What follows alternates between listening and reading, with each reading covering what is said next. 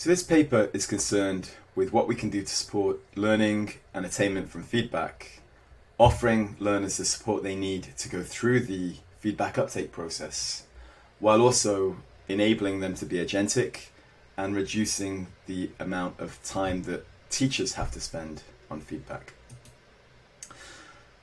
And I believe that peer screencast feedback presents an alternative relational and workload sustainable approach. And I also argue that enabling learner agency and helping them to build supportive peer relationships is one of the keys to sustainable feedback practices in higher education settings. So this is based on an article published in Teaching in Higher Education at the end of February. And in the literature, it's acknowledged that peer feedback has great promise, but students can also be reluctant. They often feel that they prefer feedback from teachers, and peer feedback can often be quite shallow, focused on sentence level or local level concerns rather than the global level structure, answering the question, criticality, and so on. Now, screencast feedback has been shown to improve the quality, quantity, relationality, and to actually improve the changes that are made after feedback compared to written feedback. And peer screencast feedback may have similar benefits, but this has been relatively underexplored in the literature. But of course, screencasting is not perfect. There are also problems with it. Screencasting and much of the peer feedback in the literature is deployed as the one-way transmission of comments from the provider to the receiver. And there isn't much consideration for how the receiver can process those comments to actually use them to improve their work. And of course, not understanding or knowing what to do with feedback are some of the main barriers to using feedback to improve your work or learning. But it is possible to deploy peer screencast feedback in the new paradigm, which is more concerned with what students do with the feedback. So if screencasting is deployed using a document like Google Docs or Microsoft 365, it's possible for peers to seek more feedback after they receive feedback, and for discussions to continue about how to understand the feedback, negotiate the meaning of it, and also how to use it. And I tested this out during COVID-19 lockdown with a class of 15 students. 8 agreed to take part in the study. And I used their actual screencast data, their Google Doc comment data. I used their reflective writing and 6 in-depth qualitative surveys, which I inductively analysed using Braun and Clark's formulation. So this is an example of a feedback request that students would make at the beginning of the peer feedback process. Students would then reply to the comments, go through and make comments, and then often the next day they would record a screencast to expand on the comments and to also try to answer whether or not the text is answering the question. So in terms of results, there were 3 results overall, and 3 themes that I developed from the data. And the first was that screencasts were more understandable and also facilitated globally focused comments. So first of all, they found that the dual method improved the quality and quantity and understanding of the feedback. And this is also true of teacher feedback. These results have also been found in the literature.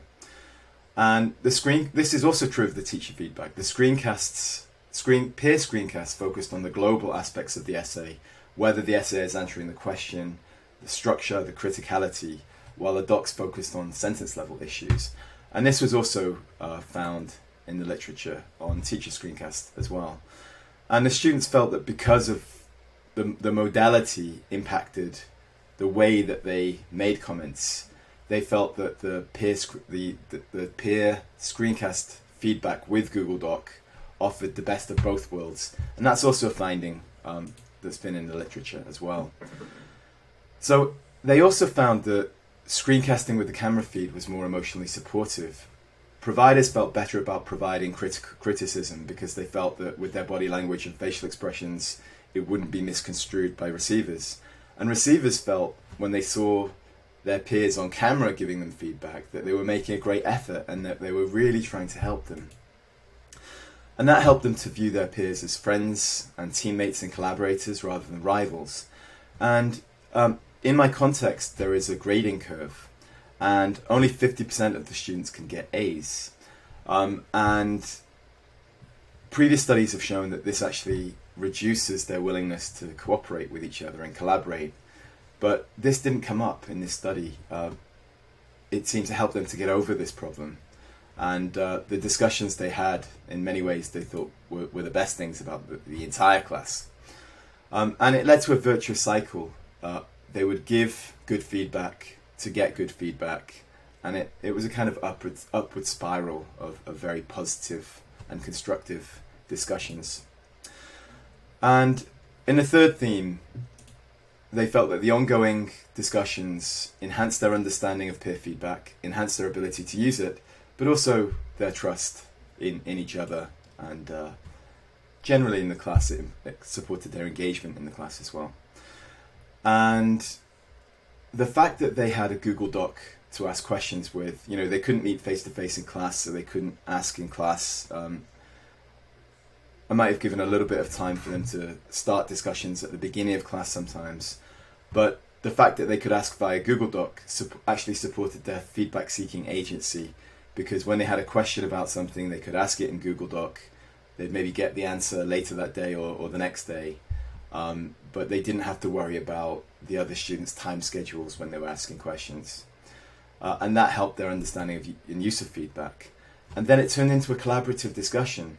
One person might make a comment, and then another student would agree or disagree with it, and it would lead to building the comments into something that could be used and something that could make a better change than maybe the original feedback suggested. And that developed into what they felt was a supportive online learning community. So this is an example of the kinds of Google Doc discussions that they had. They would, in this case, a student made some changes based on peer feedback, made new requests for feedback, as you can see, and then the next day students got back to them and started to discuss it. So in terms of the contributions, I think there's still a lot to learn about how to scaffold effective dialogic peer feedback, but the study shows that dialogic peer screencast feedback can be higher quality, easier to use to make changes, and focused on global aspects. And a few months ago I was talking with a feedback expert, and he was saying how a lot of peer feedback is shallow and not very useful. And so if peer feedback can focus on the global aspects and be high quality, that might be considered the holy grail of peer feedback. And use of the cameras and use of the screencasts seem to help providers and receivers to mitigate and process the socio-affective risk of peer feedback.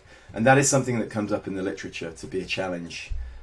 Peers are worried about breaking their relationships by being too honest in their peer feedback. But I think this shows that if students build real friendships and real relationships, strong relationships, then they feel much less concerned about being honest with each other, and they're more likely to give constructive feedback and feel invested in the process. And the discussions supported, or the technological mediation of discussions supported the receiver's agency to seek more feedback, to clarify feedback, to make changes and ask if they've been successful, to regulate their feedback, and to help them feel like a community of friends learning together.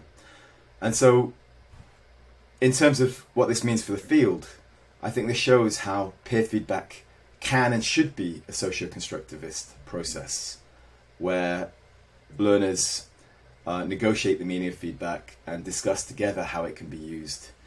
And also, the data also shows how this is a very relational process as well. The students were very satisfied with their class, with their experience of learning together. And some of the work went into scaffolding the process, helping students to be receptive to feedback, as I explained in the paper. But then there was a bit less for the teacher to do at the end, because the peers had done so much, the quality was generally high, and teacher feedback could focus on the things that they missed, which tend to be at the higher end, which personally I find more satisfying as a feedback provider. And it also illustrates the importance of activating learners as feedback seekers, peer feedback seekers, teacher feedback seekers in the feedback process. So I'm currently an associate teaching professor at Seoul National University, and I'm a visiting lecturer in education at Bangor University. And in January, I'll be moving to Bangor full-time for a teaching and research role. So if you're interested in me coming to visit your university and giving a seminar or collaborating in research, I'd like to look at how we can expand on this research and see how it can be deployed in busier courses with more students and different subjects as well, and to experiment with that and see what kinds of results are possible. So if that's something that might interest you, please don't hesitate to get in touch. Thank you.